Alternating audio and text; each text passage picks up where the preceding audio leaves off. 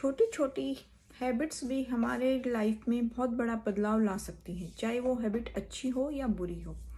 For example, जैसे मान लीजिए आज हम जंक फूड खा रहे हैं या अनहेल्दी फूड खा रहे हैं, तो ऐसा नहीं कि कल ही हमारी तबीयत खराब हो जाएगी।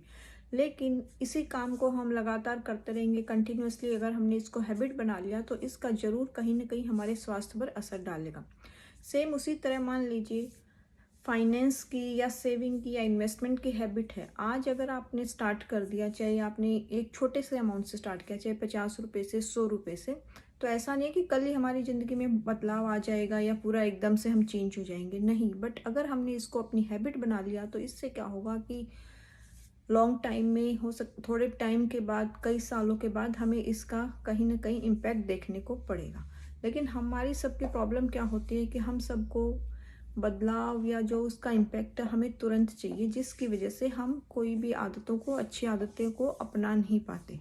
जैसे फॉर एग्जांपल, जैसे हमें बुक रीड करने की आदत अगर डालनी है तो उसके लिए ज़रूरी नहीं कि आज ही हम पूरी बुक को पढ़ डालें या आधी बुक फिनिश कर दें। बट हमें क्या करना पड़ेगा कि हमें डेली चाहे 1 पेज पढ़ें चाहे 2 पेज पढ़ें, हमें अपनी हैबिट को बनाना पड़ेगा। अगर हम मान लीजिए डेली एक एक पेज भी पढ़ते जाएंगे तो इससे क्या होगा, हमारी हैबिट बन जाएगी और फिर धीरे धीरे हमें एक आदत पड़ जाएगी।